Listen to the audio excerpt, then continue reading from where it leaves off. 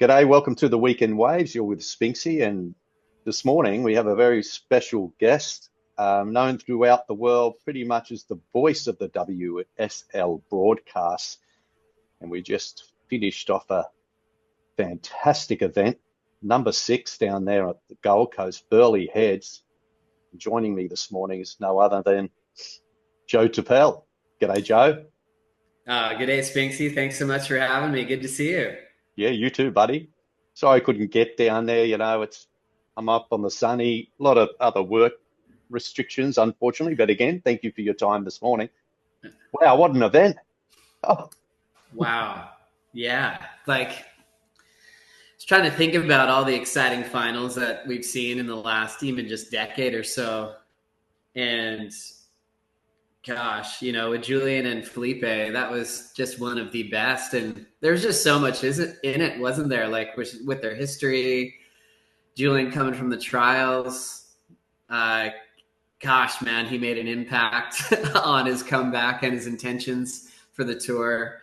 There's just so much in it. I was walking down on the headland this morning, grabbing a coffee, and everyone's still just buzzing off it, like talking about that being one of the best finals, we've ever seen. So yeah, our cup is full. With the Brazos still yelling and cheering down there this morning. That was so awesome, man. Because you always make that reference, like the Coliseum, and those drone shots were just so amazing to see, because it looked like versions of the old Stubbies photos that I saw. I wasn't born yet at the 77 Stubbies.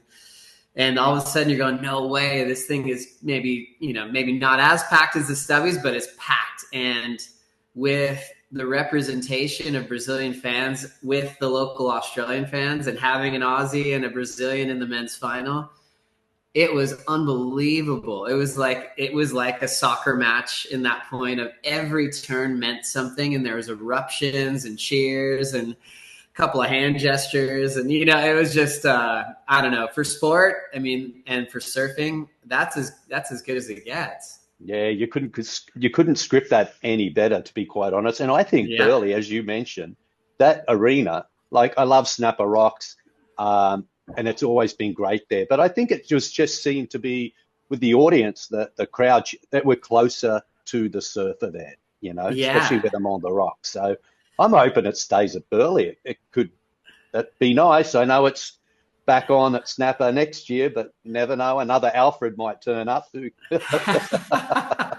One of Alfred's cousins. You never know. But it's like...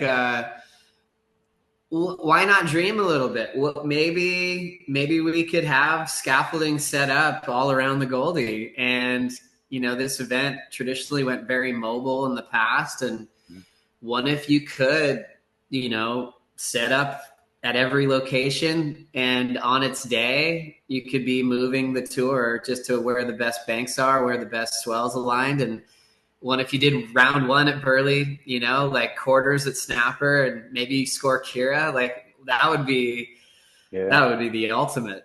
Yeah, a lot of infrastructure involved with that, though. I'm sure that's hard work. Yeah, I'm glad I'm not building that. Yeah, that's true.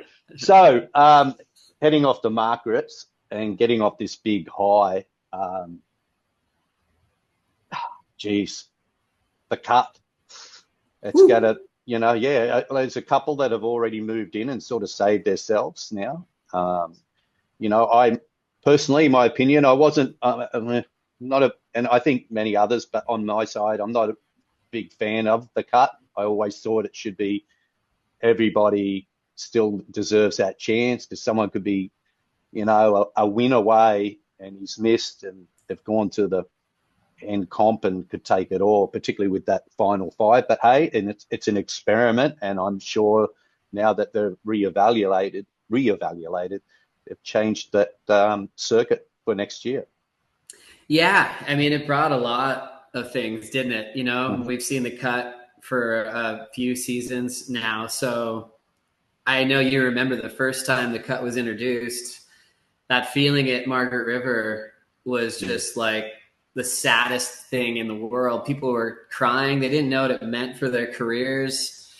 Joao talked about it. Leo Fioravanti was cut. There's all these names just going like they were like devastated, and that evolved, I think, over the last few years where people realized it wasn't like a career ending sentence. It was actually a chance to redefine your career and actually come back for the following season. And I think with that, with the surfers talking to the organization, and it's now clear that the cut will be gone, and we're going to the schedule that's announced for next year is unbelievable. And so I think as the organization listens and tries to create the best platform you can, I think it's cool. Yeah, it was like the cut did bring drama. It brought intensity.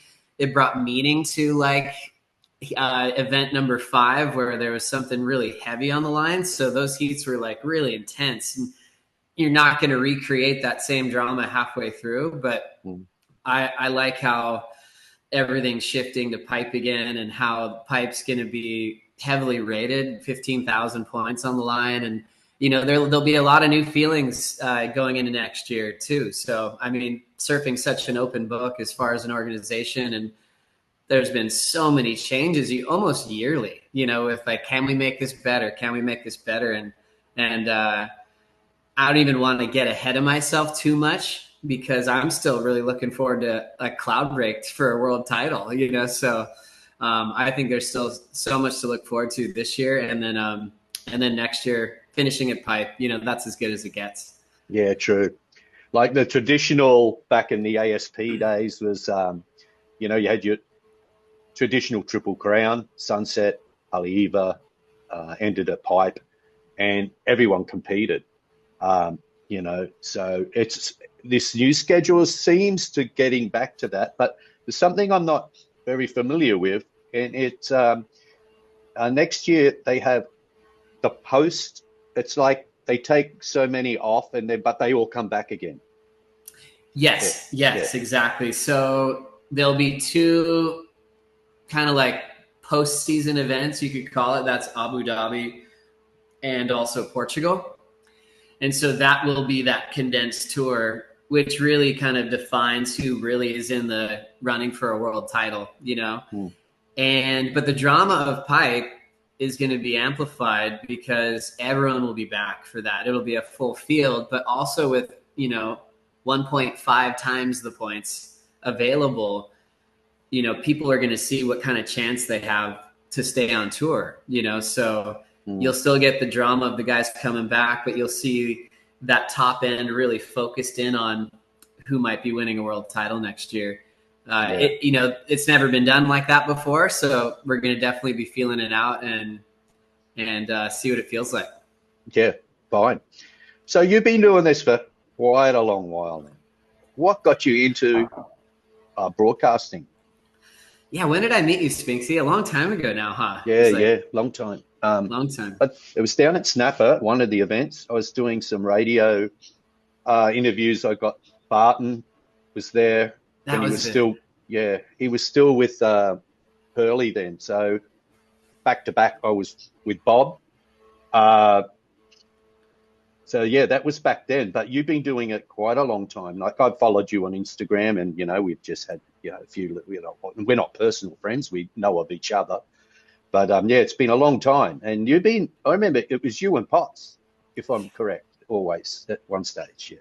Oh, that was really fun. Yeah, it is wild thinking about how long I've been doing it, because every once in a while it comes up, I still feel like kind of a Grom in a way, and just like, whoa, yeah, time is moving on. I'm getting gray hairs and my body's not moving as quick as it used to. And I'm realizing I'm getting up there, but it's like, maybe 18 years of calling heats. And I'm really grateful for it. I still feel challenged by it. It's like a job that requires like my 100% attention. And I think it's a job that you never are done. You always have a better one in you.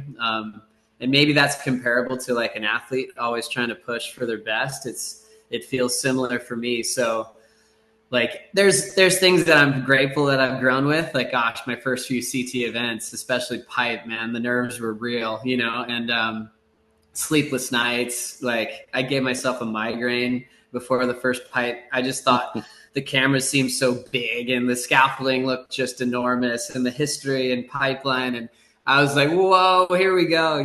Take a deep breath, man. And I'm grateful that those are way behind me. And I remember it, and it's really fun to think about that feeling I got. And, it does give you good adrenaline for big heats and all that. And so, yeah, it's been a while. And that era I was with Potts was unbelievable. It was a time when, the new ownership came on, and they really wanted to invest in those teams that were going to be calling finals as well. And to sit next to Potts for 6 straight seasons, and call finals and world titles together was something that is, the peak of my career, of having a guy like him who has accomplished so much, first of all, one of the best ever. And we became like family, like we're on the road together, and he was like a big brother, and once Potts is looking after you, it's for life. He's such a loyal human being, and he's got a huge heart, man. And there's one part of it, if it wasn't like that, how hard would that be to call 6 years of heats together from round one to the final with someone that you didn't want to spend time with? So for us, it was like a brotherhood that we're really grateful to have. And, we could pick each other up through the highs and lows of life that you deal with on the road. And gosh, yeah, those are some of my favorite memories, man. I really love that guy. Yeah. You've definitely traveled the globe numerous times. Plenty of passports have been used up, I guess. Oh, for sure. My new one's heavy. I turn it in sometimes, and they're like, who is that? I went through this really long hair phase, and I went a little too long. I think I look ridiculous, but every time I open my passport photo, they're like, whoa, that was a phase. Go with the flow, they say. Yeah, go with the flow. Yeah. I might bring it back. I don't know. Yeah, never know, mate. You never know. So you getting into broadcasting yourself, you did you went to university or college, it's known over there in the States, and that started you off. Did a little read up on your bio, started off in just in local beach events with the NSSA at the time. Those were really fun. It was, so University of California, Santa Barbara. So Rincon, those waves, Connor Coffin, Lakey Peterson territory. And it was such a beautiful part of the coastline, probably my favorite part of California. And surfing a bunch, and then we had a surf team where we would travel and compete against other universities, and they were always doing beach announcing for live scores, just like they do everywhere. And I just kept thinking, man, I really want to try that. I really want to give that a shot. And I got an internship at KEYT, this local TV station in Santa Barbara. And I was able to work in the newsroom, write stories. It was funny. They put me on the kickers. In the news, like sometimes there's bad news, and they always wanted to finish with like something really light. So my responsibility was to do these weird little play on words and puns. And there'd be these news feeds that are coming in from the country, and like through ABC, you could pull what you liked. And so there'd be like, oh, in Yosemite, a bear got out into somebody's ice chest and drank 25 beers and is passed out. And they'd want to leave on like something really light, and they'd show the bear just like rolling around and like, and I would just write like something like punny over that. And nice. They started sticking me to that segment for a long time. And I just enjoyed the process of also live TV. It's like, man, we had this sports anchor at that TV station who would lose his marbles before live TV. And me as the intern, I'm just going like, oh, what's going on? He's going live in 10 minutes and he's freaking out, like cussing up a storm. That's not ready yet. What's going on? And I'm just like watching going like, hey, can I help? And everyone's like, hey, stay away. This is what he does. And I was just like, my adrenaline was pumping going, oh, the show's going to be, what's going to happen? And all of a sudden he'd get counted in. He's still like kind of messing up the table. And they're like 3, 2, 1. He'd be like, good evening, everybody. Like, welcome to San, and I'm like, whoa. And it was how he got himself pumped up for TV. And I started seeing him do that like all the time. And as an intern, I was just like, what is going on? I don't like preparing like that. That is stressful. I just want to roll in and feel good. But that was one of the funny things I watched in that live arena of like, the show is going to start. This guy's going to drive some adrenaline, and he would kind of lean on like the drama, I think, to build him up to perform, you know? So that was a really good time to like see the ins and outs of like live TV in like in a controlled setting in like a studio. Yeah. Your dad was a broadcaster. Was it horse racing or what did he? Oh yeah, he did a lot of things in entertainment. He was never a sportscaster, but Okay. he did, man. He worked at a little news station. He did lots of things. He was a stuntman. There was a soap opera show called The Young and the Restless. Do you remember that? Yeah. He Yeah. was on about 10 episodes. I think his character died in an elevator, but he got some good scenes in that. Peeled off.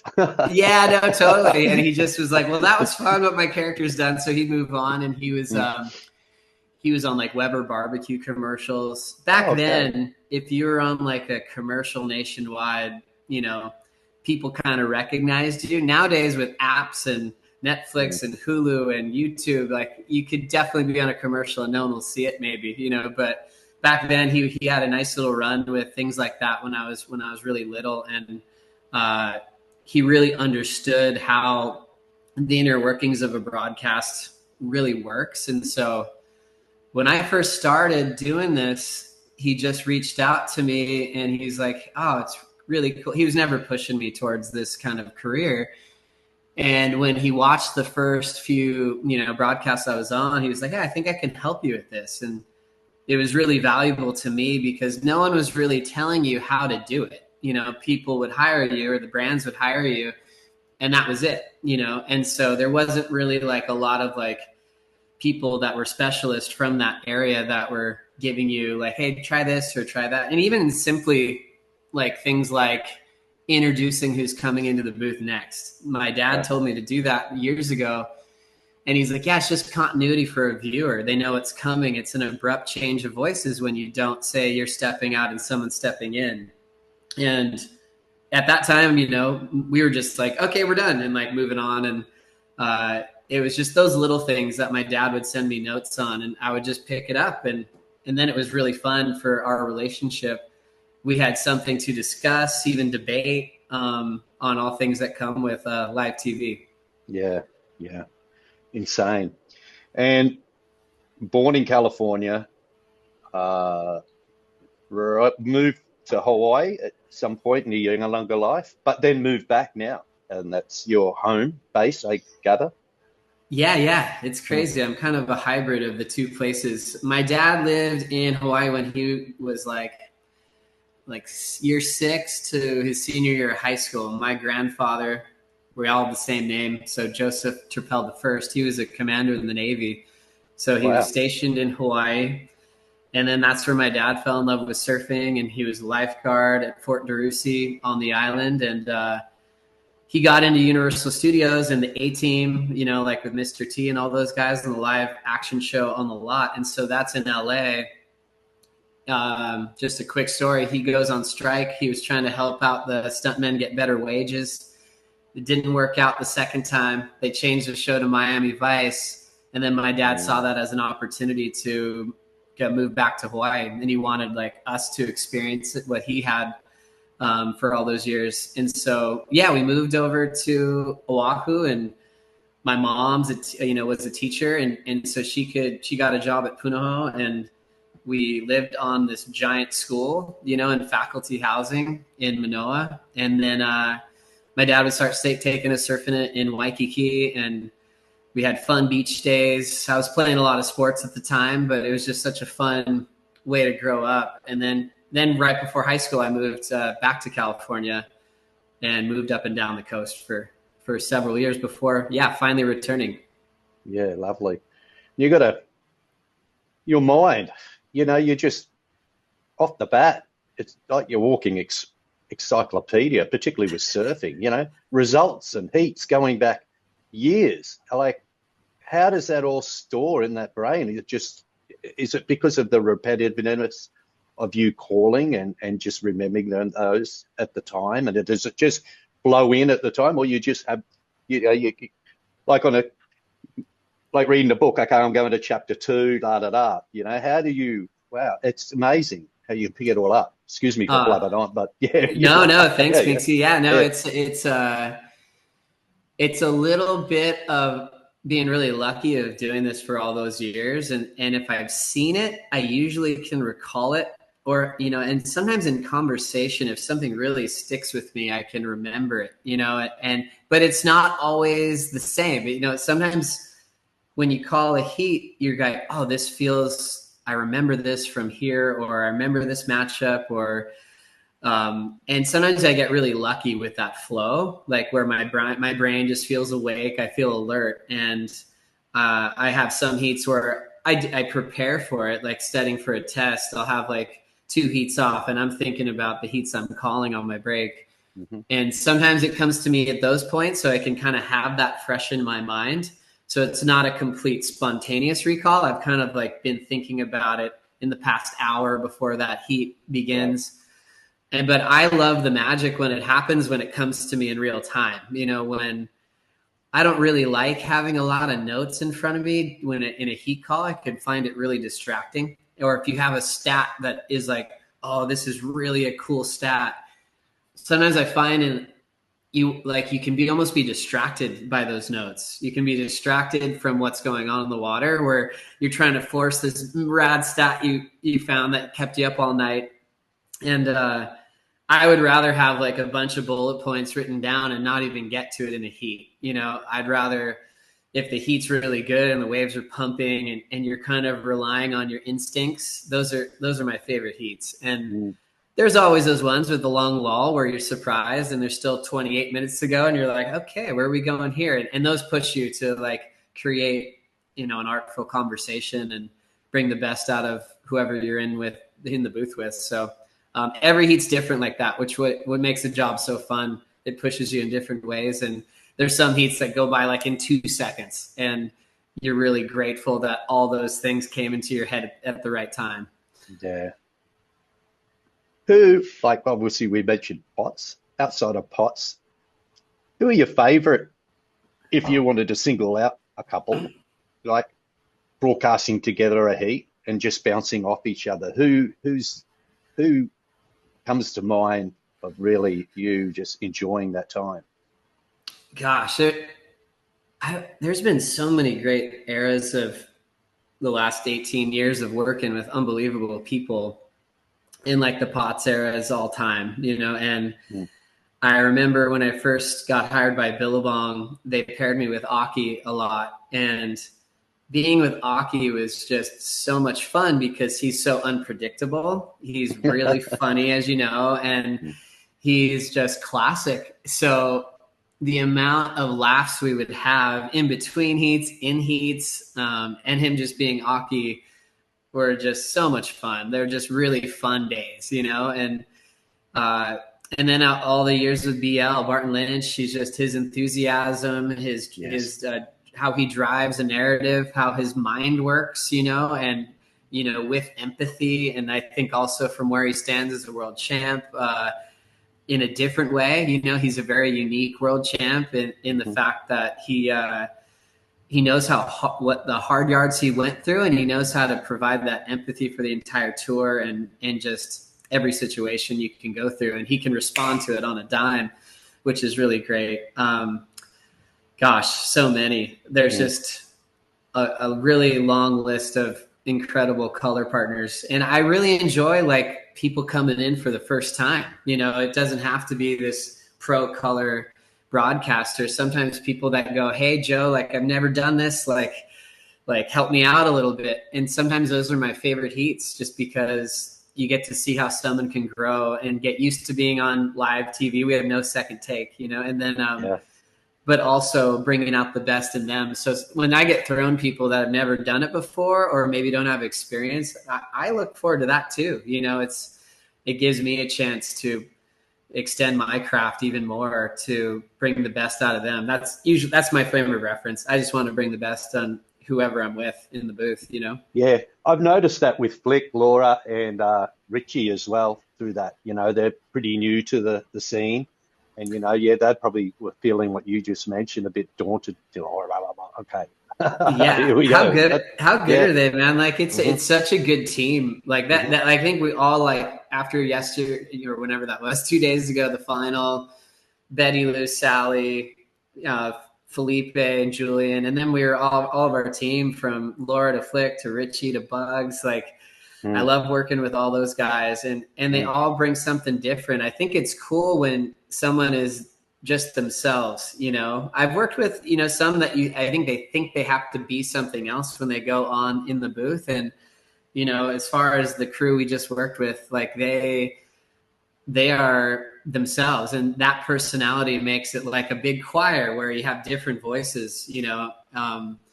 And I think they really feed off every situation really well. Flick's got a sharp mind. She's got rad, you know, perspectives. Richie has that really cool Australian sports-centered kind of breakdown that is really easy to listen to. And yeah, hmm and just when Bugs talks, you're just like, oh wow, I just Yeah. want to sit down and listen as long as I can, you know. And all you want Bugs to do is tell you stories, you know. And so each person brings something different, and when they assemble a team like that where people are from different generations, I think it really just makes the show so much better. Yeah. With Vaughan on there too. Yeah, strolling around on the hill, particularly the finals day, you know, at the Stone and Wood pub, and you know, just Oh going yeah. around and capturing all the moments and everyone, you know, especially when Liam Oh O'Brien, my you know, gosh, that and the was crew, unbelievable. early board riders, you know, lob. It's like Oh, crazy, you know. well, that's Yeah. what's rad too Mm, about, you know, the Blakey brothers and mhm. their just charisma. You know, they're the guys that walk into a party and everyone gravitates towards them. You know, Yeah, they have that type of magnetism. You know, yeah, and also in saying that, it's like just unbelievable surf minds that never slowed down with their passion for the sport. You know, mhm.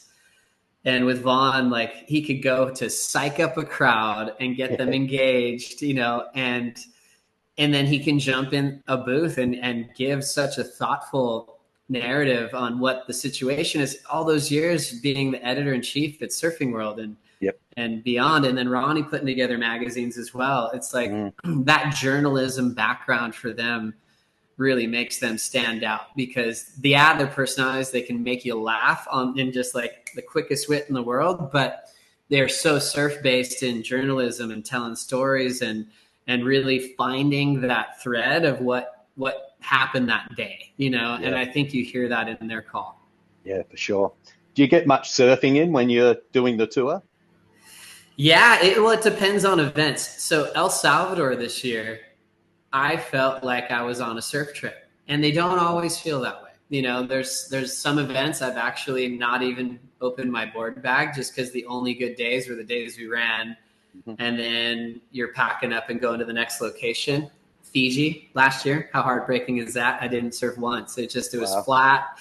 Um, and it just didn't work out. But you know, there's some that it just goes the opposite. I've been to Fiji where you feel like you're on a surf trip because there's a lot of lay days with decent surf. But El Salvador this year, oh my goodness, like they would, you know, if it was called off because Punta Roca would be not contestable, there were waves that were overhead, like just down the coast, and it's pretty hot there, so you got to surf like quick, like hour sessions. Like one day I Mhm. surfed 3 times in a day, and I surfed pretty much every day in El Sal to the point where I frothed out so hard.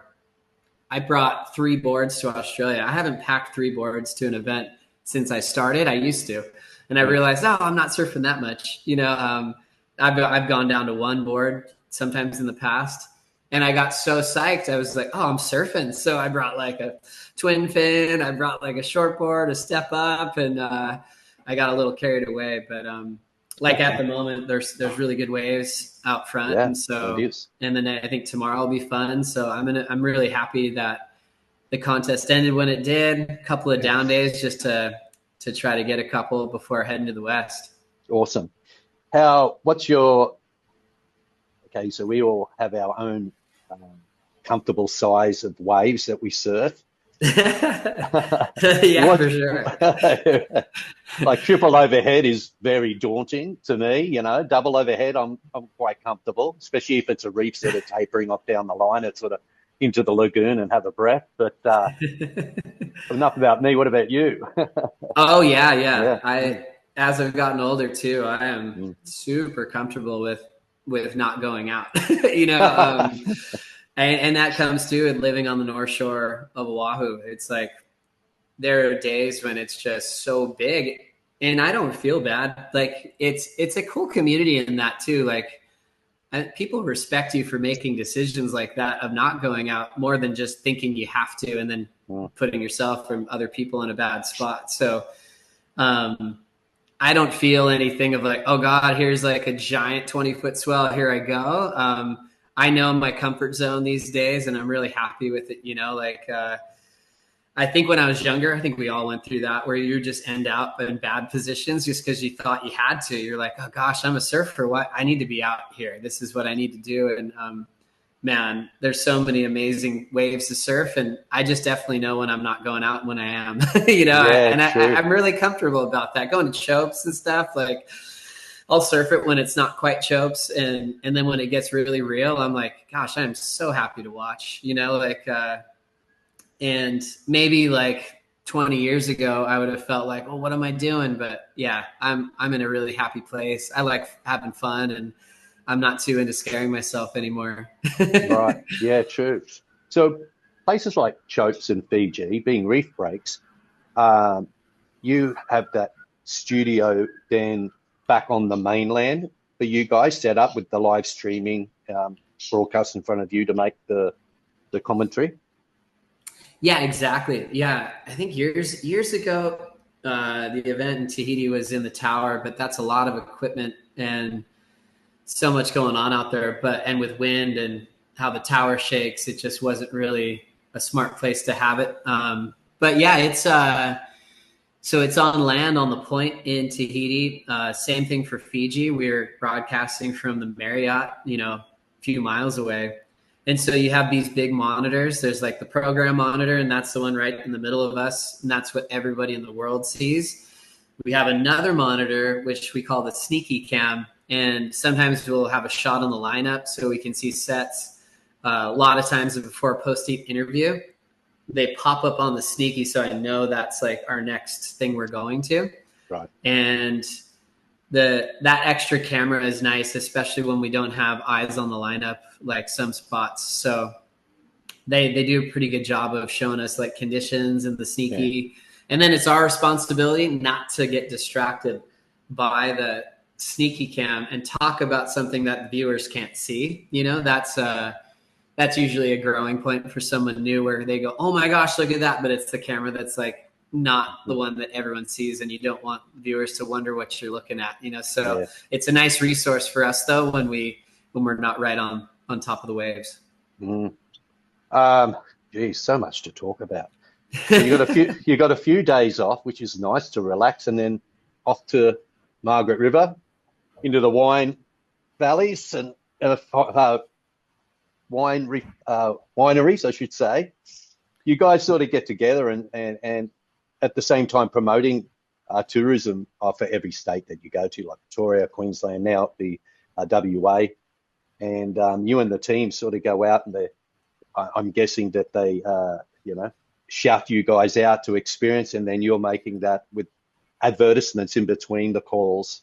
And I've even seen some like highlight videos of you all getting in. I've seen once Barton in a chopper running around. That was quite a few years ago. You guys enjoying the wine and walking around. It must be not just making the call, just to experience all over the world, the different cultures, the different landscapes, and obviously culinarily, I can't get that word out, the delights of all the food and whatever they have for you. It'd be, you've been to a place, you go, oh, God, can't wait, Margaret River.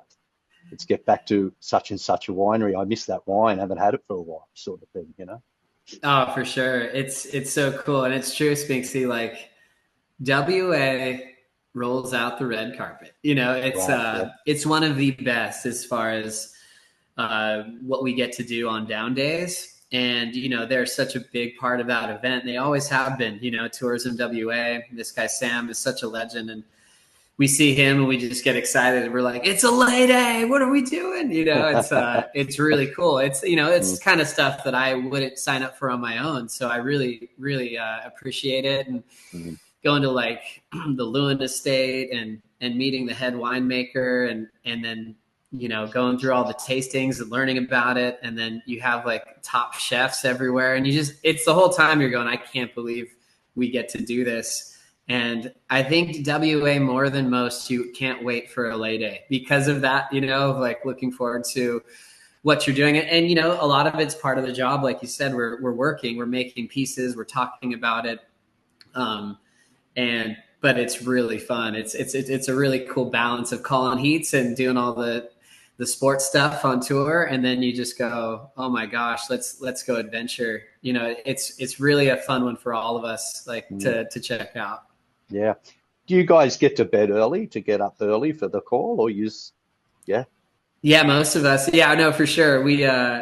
I can't function if I'm up late, you know, and that is you know, it's a balance, you know, because there's some events where there's so many things on, even here at Burley, there's so many things I wanted to go check out. They had these rad Shapers nights and, I always have to manage my socializing, because the live call is like I give so much, you know, in those it's like the energy and being on, you know, and so I kind of know when I've got to have a quiet dinner, you know, and then everyone's feel a different. Little trained. I just like I need to like turn off before I go to bed, you know, and so this week I ate by myself a couple times, like by choice, just wanted quiet, and then woke up the next morning and was fired up. So I love like going to bed early. We're up so early, like our shuttles in El Sal are like 5 a.m. You're waking up at 4 something and shaving in the dark. And so for me, I can look forward to those wake ups if I'm in bed like at 8:30 or something. And that's cool. If I'm up too late, that affects my voice and everything. So yeah, true. Yeah. So definitely Margaret River would be one of your highlights to go around and do the call. What would be the top 3 places that you really, really look forward to going to? Yeah, I think, you know, with my type of surfing, you know, I'm not trying to chase scary waves. For me as a natural footer, J Bay is just insane. It's a wave I feel satisfied. If I don't do a turn, I don't feel like I need to perform. I just want to go fast, you know, and I'm getting older now. I'm pretty good with surfing however I want, but it's just such a rad place to go really fast and you're not kicking yourself no matter what happens on that wave. In my surfing experience, it's like you can just fly and you're immediately satisfied with the feeling you get from going straight. And then you feel like you've really gone to another world, you know, with the safaris and the culture and the way the air feels and the aloe plants and all that. So can't wait to get to J Bay always. So stoked. It's back on the calendar following the Olympic year. So that's always at the top. Fiji's like a cartoonish paradise. I had a couple sessions with Potts that like I'll never forget, where he's calling me into waves at restaurants, and it was like too low tide really to surf, and everyone was going to cloud break because of the tide and everything. But Potts, being the legend he is, seeing a lot, he's like, you know what? We're waiting for the tide to be right. We're just going to sit out there until it's on. Like, might as well wait out there. And it was during lunch. People are waiting for the buffet to open. And I was like, Potts, I'm kind of hungry. And he's like, we're going to eat waves, man. You know? And I was like, oh, fair enough. And man, it was shallow too. It was so shallow. I remember like paddling and I like kind of wasn't getting into this one. And all I saw was dry reef. And I'm like, oh, like pulled off. I turn around and a bigger one's behind me. I'm like on the reef. And Potts looks down on me going, "Oh my God, I've killed Joe," because he's like telling me to be out there with him. And I those ones where you duck dive and it's not as bad as you think it'll be. It was like I popped out and he was like, "Oh, thank God." And we were laughing so hard. And oh no. And then it just started turning on where you could go. And Potts has already gotten like 4. And I'm still trying to go, is this doable? And he's like, "Come on, yeah, you're on. Just don't go to the bottom. Don't go to the bottom. It's too shallow." And I just kept like a high line and like would just go so long down the line. Someone on a boat took a photo of like me going down the line and Potts paddling back and looking up at me because he had got the first one. And that's like one of my favorite memories of being on tour, especially with Potts and Fiji. So yeah, J-Bay, Fiji, and then when Portugal was in October and it's actually switching back, there were some great sessions along that peninsula where the wind's good somewhere. And we had a lot of fun, over the years in Portugal, just getting great waves and really good food and good people. So I'd say those have kind of taken the top 3 over the years. Okay. Yep. Wow. Where do you think this is going to go in the future? Like, we have a lot of interesting AI has really, really progressed, and like every day it changes, How do you think that will evolve, possibly, or if not already, with the broadcasting with WSL?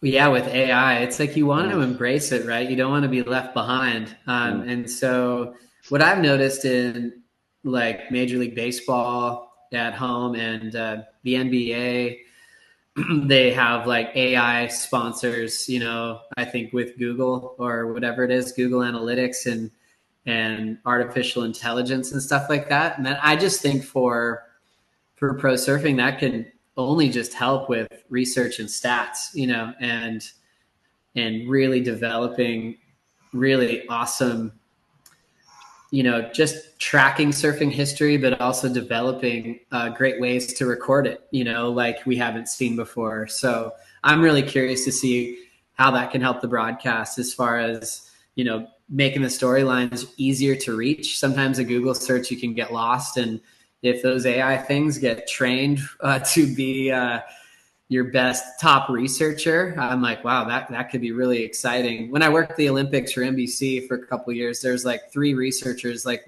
waiting for me to ask them questions on what I needed. And I just imagined even if they are leaning on AI, a great tool, they could probably organize a lot of different ideas, for just great storytelling and remembering things from the past and balancing it with breaking down numbers and streaks and stats. I think it's pretty cool. Who knows? Yeah. But yeah, true. We're going to be listening to you when the Olympics are in LA for the surfing. It's at Trestles too, isn't it? Yeah. Trestles. How crazy is that? Yeah, I don't know. I usually find out like the start of that Olympic year, and so it's fun. It's like at home. It's an NBC gig. It's really funny, Spinksy. It's like first one was Japan, and we're out on the northeast coast in Connecticut in this place called Stamford. It's this giant building, and it's enormous. Thousands of people work there. I walked in there with this badge, and you're just going, oh my gosh. And you see all these like athletes, that you're like, oh, that must be a boxer. We were next to the water polo guys. There's like a booth with or a room with like 30 booths. And there's like the rowing announcers, and then it was like surfing and it's a pretty wild building. You walk in there, there's monitors everywhere, the biggest control rooms I've ever seen in more than one. And they knew where the surfers were right away. They're like, you must be a surfer. How'd you know? I don't. But it was really fun. It's really funny though. What I was getting at is just being across the planet and calling an event. Just usually you're there, and if you need a question from a surfer or coach, you just go ask them. And I was like texting like the judges, like, how do the waves look? And they're like, where are you? I'm like, I'm not there, And so that changes the feeling of it for sure. But it's a pretty wild feeling going into a building of that size that covers just the highest level of sport. Yeah, especially with the time difference too. That was the other crazy part with Japan. We were like in the middle of the night calling heats and then sleeping during the day. Tahiti was a very favorable time zone for us. So it was actually like, I could get used to this. We'd be like do a workout in the gym. The first call, 1 p.m. I was like, oh, wow. I'm not, usually we're like up on dark. First call is like 6 something. And so for Tahiti, the time zone was in our favor. And, you know, for Trestles, it'll be pretty easy because that's just 3-hour difference. Yeah, you're right on, aren't you? Wow, insane. So you have a baby daughter over there. You get to, with your downtime, I'm guessing you're pretty doing a lot of FaceTime and stuff to catch up what you're missing over there while you're running around with a surfboard bag and a microphone in your mouth. Yeah, totally. FaceTime is the best gift ever. It's like last night I ran out of batteries telling a nighttime story to my daughter. Oh, no. It's just really cool, you know, to set up the phone there and she lays down and then I can start telling the story and I see her like falling asleep.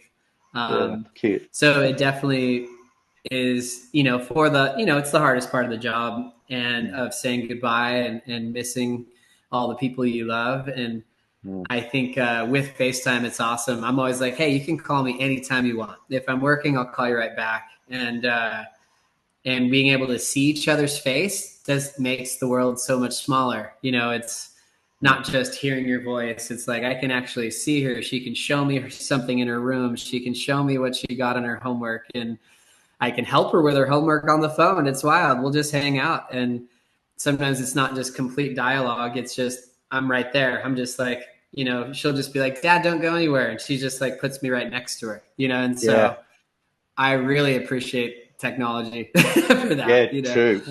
Would they tune into any of the broadcasts, like particularly over here? Or no, you're sleeping. They're sleeping then. So yeah. They do sometimes. They do sometimes. Not all the time though. Like it's funny. I'll get a text like, when's this thing gonna run? And I'm like, oh, we're in the quarters, you know.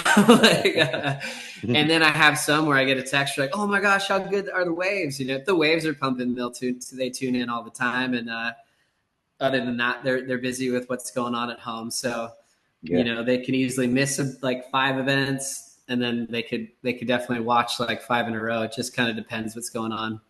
Awesome, epic. Well, mate, I'm going to leave it on that note. I know you're a busy man, and you had mentioned earlier there are waves, so you might want to go out there and have a dip in the briny and get a few of those ones on that little sand bank out there out at Burleigh, which is looking pretty good.